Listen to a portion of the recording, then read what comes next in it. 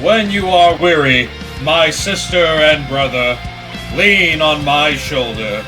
We empower one another.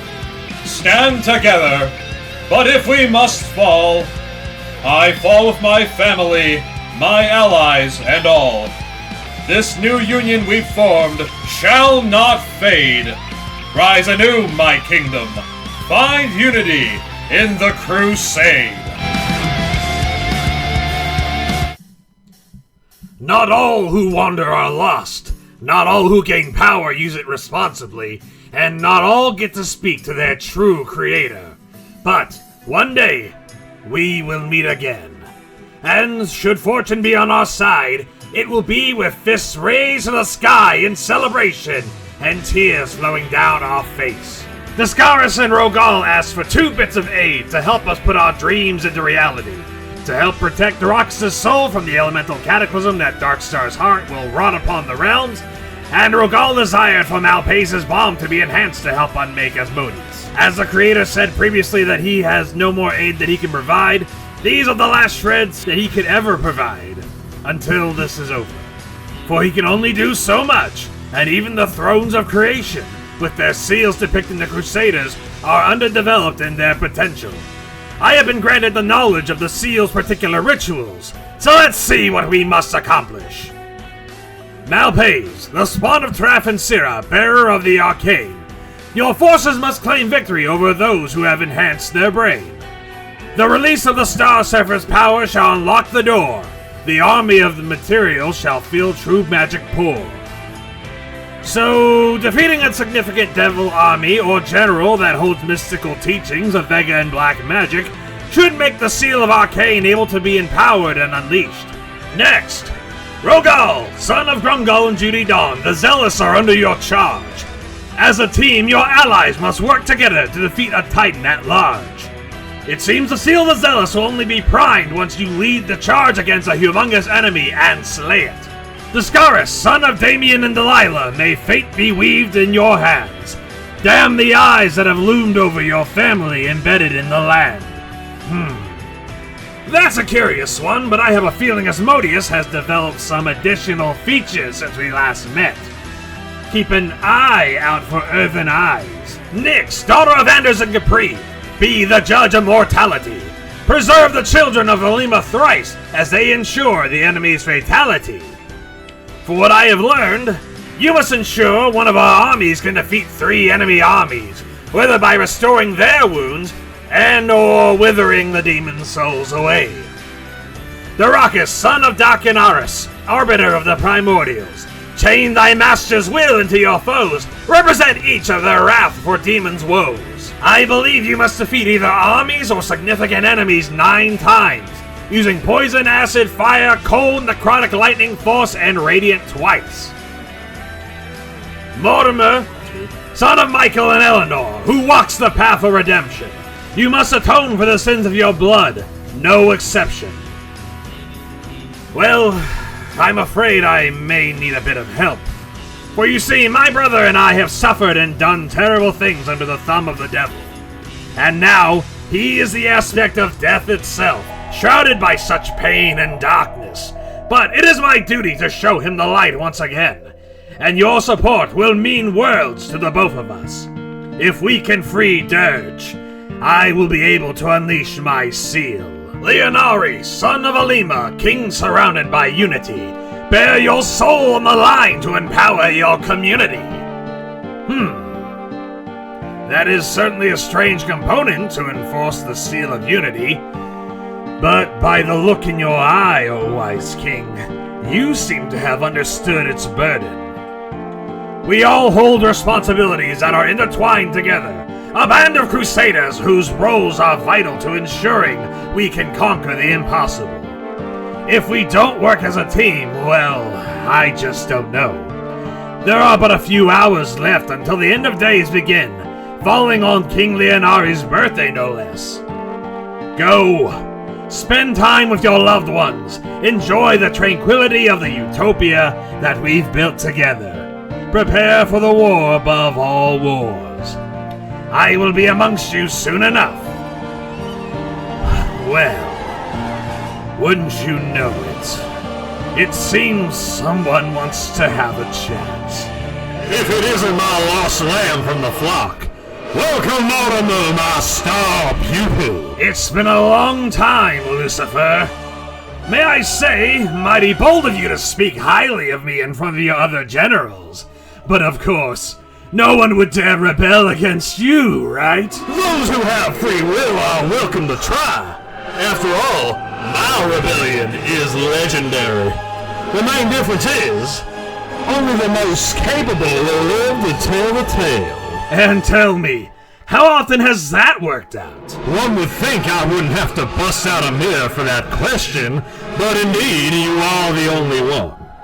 Yet, unlike yourself, these three decided to give themselves willingly when the opportunity presented itself. Your brother needed my special brand of love and security to get with the program. However, I gave you a significant amount of free will in your contract, and you did just what I wanted. While I don't doubt you have foreseen each and every eventuality that could have formed that moment I signed that contract, you mean to tell me you wanted me to break my chains? Oh, you McHales are always so sweet and innocent, at least at first anyways. I absolutely foretold your betrayal. There's no doubt in my endless mind that you've been pondering being the second strongest god in the cosmos, next to me, of course, along with holding a power that even I cannot manifest. Your wither, your own signature, much like my hellfire. Well, I have not interfered in your affairs these long years and let you inspire heroes to greatness. This is the part of the show where you are going to try and blow my mind, aren't you? Fine. I will indulge you, Lucifer. Why have you allowed me to gain the power of the cosmos with the only ability that can eliminate you for good, and let me raise an army and kingdom of the holiest existence, the purest metal that slays demons, and remake its foundations in a nearly indestructible material from the stars, plus so much more? Because, my little lamb, that means this is all your fault, your responsibility. Come again? Pardon. I don't mean that the past is your fault. Plenty of people will claim that I originated evil. I would say I cultivated it from the wickedness that already spread amongst mortal kind, but not within the first millennia. The mortals invoked careless and terrible experiments and creations, along with dark rituals. They brought ruin upon themselves. After an almost incomprehensible amount of evil souls poured into my realm from the first flood, that's when I decided to take a more involved role in the evil of realities. Nay, we are talking about what happens today, the end of days itself. Time will cease to be, with no advantage granted to your side until either side's king is defeated. I don't have power, I am power. I exceed reality and perception. I am the incomprehensible, having to puppeteer depictions of my will just so whomever I conversate with won't be unmade from existence. Well, I suppose consuming countless gods spread across millennia and realities could do such a thing. But one would also believe there would be no way to stop you if you wished it so. Quite right, for anything your material plane is ultimately boils down to the pet project of the great creator and the primordials, who in all of their cosmic significance couldn't be bothered to take the time to watch over their planet themselves. No, they had to make divine guardians and concepts to do it on their behalf. And while I'm not the only god of the underworld, I am the dominant and designated evil god. A lot in life that would, to some, be considered the worst fate imaginable if you deemed yourself any form of goodly spawn. Let's not forget the element I've originated, hellfire, a mighty and terrifying flame that burns not only the physical, but the spiritual. I strip away who a person used to be, freeing them of their mortal life, and giving birth to a child of my own. It's inferno transforming their soul into darkness incarnate. Who submits their own life when they are but the energy that fuels a new super warrior with none of the memory and personality. But that's where you come in. Unlike the rest of the horsemen, I bestowed you with the domain of famine, with your wither. As you are well aware, your wither instead breaks down a soul into its pure energy that is transferred to your personage until they no longer exist in even a spiritual sense. I give new purpose, you erase completely. With no limitation on who I use it on. Yourself included. Exactly. Only you and your disciples are capable. Therefore, there is a chance, well, more than a fair chance, that you and your crusaders can defeat me, instead of letting my long-awaited plans come to fruition. Naive of me to ask, but aside the entertainment of it all, are you saying you do wish to be eliminated? It's like you always say, my little lamb. Or should I say, scapegoat. No matter what, I'll win. Tell me, what do you think is going to happen when you wither me for good? Actually, let me save you some time so I can watch the light die in your eyes. If I overwhelm the entire cosmos that is hunting for my head, and my dick hole if I understand Rogal right, then every single soul belongs to me, along with their power. As I become both the creator and destroyer, then it's just a matter of righting certain injustices that have been dealt, and strengthening my world to whatever slipped through the cracks and managed to manipulate Ruin all this time, and the servants he summoned. Or the other side of the coin, as unlikely as it may be, may land in your favor, and you will find yourself in high water. Such as... Think, horny man, when the dust settles and my soul is withered away, all the energy of 10,000 years will be absorbed into you, giving you a taste of what it's like to be me. So do you mean to say that the souls within your body, all the gods, all the mortals not enlisted in your army, even your primordial parents are no longer individuals? Just pure energy? This is very important for you to express candor in this moment. Much like you, my son, I find truth much more entertaining and rewarding. So why would I deprive you of the pain of knowing your causes for naught? That being said, I must correct you, sir. The Raziel and Inferno are the only ones not digested. They still linger in my soul. What's the matter? Can't stomach eating your own parents? Unlike Cannibal Billy over there? Nay, sir, nothing like that.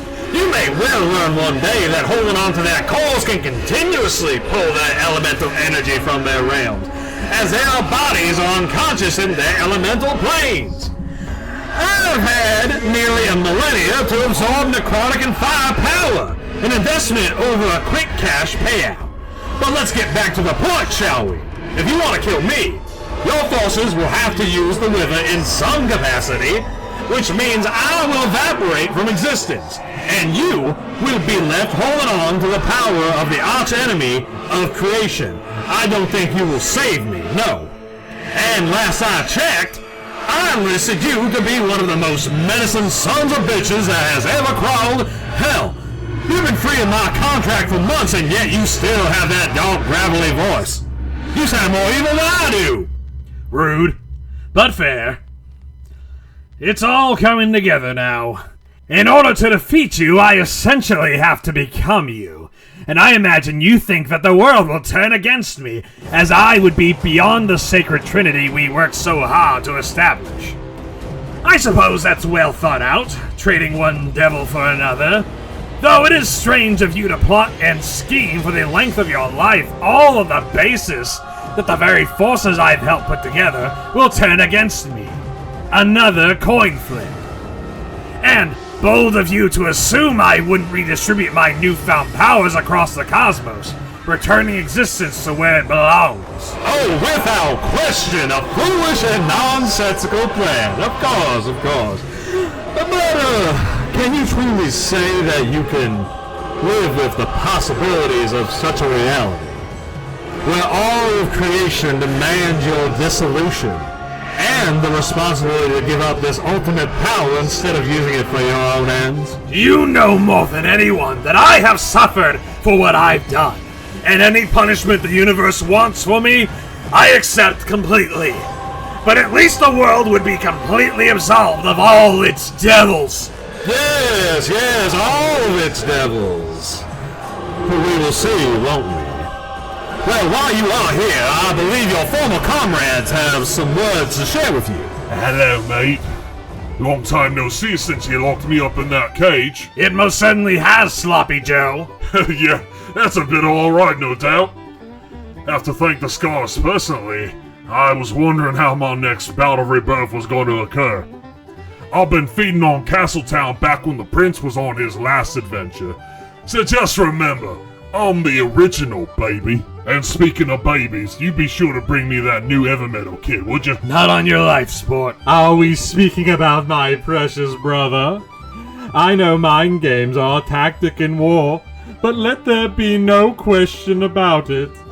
You tell Discaris that I look forward to doing despicable things to his head once I decapitated him. Verily, if he was seeking some deep reservoir of compassion or chance of redemption within me, then the boy has been stricken with blindness long ago. Or rather, rose-colored goggles, for I remember the past much differently than he. Let him bring all of his fury, so that I can remind his soul of his failure for eternity. Well, on behalf of the Scaris, I feel confident he would take my side in saying there has never been a bigger sore loser in any reality. Except for Asmodeus here. I mean, one scar from Leonari and you retreat to stew on how a mortal bested you? I guess we all just expected slightly more from you all. Brother, I'm so glad to see you again. Leroy, I am so sorry this world has been so cruel to you. You did not deserve this. You've always been so empathetic to me, Mortimer. But unfortunately, it was my hand that signed the contract. Same as you. That being said, learning Asmodeus organized the Steelheart Braves to betray me so that I would sign has never sat well with me. You're fucking pathetic, Asmodeus! All this heartbreak and suffering just to get this get-together to happen? I don't want to sound self-important, but why on Seamus's green earth am I so special? What's so special about you? Not a damn thing. At least, not at first. But you did gather the true players of this performance together, who most resent being involved in it after all these years. And now, with your anger at an all-time high, I think our little pre-game meeting is at an end. Bye-bye, wee lamb. But one last thing. Paylor, make no mistake. I'm dealing with you, personally. Bold of you to assume you can withstand the might of the sun! Oh, this day just got a little better. What a glorious time spent within our magnificent kingdom. Dear Discaris shared precious moments with his brother Donald, a fellow soul recovered from the bowels of hell. They examined the fine cultures that have congregated upon this holy land, enriching their minds with the vast history that has transpired in this 10th cycle, including learning about the growing might of the Orcish people. And speaking of Orcish people, my son brother Rogal went to visit his childhood home where the charitable Lavender and Conrad Dorn held quite a celebration. Indeed, for not only were his adoptive parents in attendance, but his birth mother Judy Dawn, all his children that dwell in Darkhaven, and by an even larger surprise, a mass of spawns that originated from the fateful orgy held in Boisenberg on Friendship Day nearly 2 years ago. During this, Darakas spent his time in bed, recovering from all the training and mentally dreading the Darkstar ritual on the morn. Malpais took stock of all his supplies, his constructs, his cosmically enhanced weapon of elemental destruction, curating his former master's magical tower that has seen such ancient sights. All were invited to a fantastic night of fun at Mortimer's amusement park, and the Evermeadow, Blood Moon, Devimus, Dorn, and McHale families finally had the chance to bask in the joy of their togetherness. We have all been through so much collectively that it was just nice to remind ourselves what true peace feels like once again. No dread, no conflict, no separation, just love and togetherness. And as if a positive omen, at midnight on the 1st of Cloverton, my darling Starshine gave birth to another precious child that shall know all the love in our hearts, much like our other 2 children. We gathered to welcome Inari into the world, a healthy, happy son. He, as well as the rest of the children, will be protected by my mother and father in a kingdom fortified by the gods and metal from the stars. We spent time savoring the unity, but after a few hours, the time has come. The 1st of Cloverton, the end of days, Ragnarok, Judgment Day, the apocalypse itself. You get the idea. But first, let's go over how we shall handle ourselves on the field of battle. We have so many brave commanders who will be paired to an army, bestowing great benefits to their troops, increasing their chance for survival. A commander is represented by either red, blue, green, yellow, or half and half of such things. Red commanders provide some aspect of combat superiority with a resounding might. Blue commanders ensure their squadron is well fortified from enemy attacks. Yellow commanders are skilled in accuracy, providing a higher likelihood each attack will count. And finally, green commanders have a fairly unique ability or gift they provide to their team, giving them a bit more of an edge in the combat and survival. An army has their stats easily identified as after 2 years, we know the capability of our people. Nearly all commanders will provide extra means of protection like immunity to certain elements. All commanders are paired with Vega Mobiles, so anyone at the thrones can safely deliver messages and orders to them. Outside of the thrones, messages have a chance to be undelivered, yet each commander and army has full faith and trust in you Crusaders, so they will follow the last direct order given to them in absence of orders. Hit points and damage ratings scale from D to triple S to help get a sense of their capabilities. Just because an army has a high HP rating does not mean the individuals in that group are built like a fortress. It just means that there are such a large congregation of soldiers that to truly best them, the devils will have to mow through so many. It's, of course, our goal to make sure we lose not one soldier if able. Certain armies have the innate ability to fly or swim, perhaps a combination, but nearly all can march across the meadows. On our side of the Withering Wall, we have access to a western and eastern coast that has plenty of ships, provided by the Kilkallarney shipyard for Maurice and the Royal Navy, that an army may board a boat. Unless the army is packing its own form of heat, they will have to rely on the arcane cannons attached to the ships. If you find yourself shoulder to shoulder with your fellow Crusaders, you 5 being near them shall provide extra bonuses to that troop, as long as you announce who you are leading. That being said, should you stay behind the wall and sit upon your throne at the Thrones of Creation, you will be able to command one army of your choice from there, with even greater results. And of course, should you accomplish the task the Great Creator has put forth for you 7, the ultimate power shall be ours to wield to destroy that red prick. We like this. As far as movement goes, with a battlefield so large, every roughly 30 feet will move you 1 space. 35 to 60 is 2, and so on. The size of your abilities may change too. Remember, if a company dies to Hellfire, their souls are damned and are transferred to the enemy lines. Also, as we have quite a mass of Darkhaven soldiers, keep in mind they are weakened by the light. So, with the celestial powers at work, whether myself, Rogal, or Ezra with the sun, or my wife, Dracula, or the Night Mother with the darkness, we must decide when the sun or moon should be out to benefit our troops. However, to have sunlight peek through the clouds, we will need some elemental mastery to part them, letting Ezra's holy light enhance each strike. On the other side of things, the night shall increase our avoidance and stealth. With the blood moon summoned, the forces of darkness will be quite ascended on the battlefield. Castletown is of course protected with all manner of fortifications, so our townsfolk will be safe there.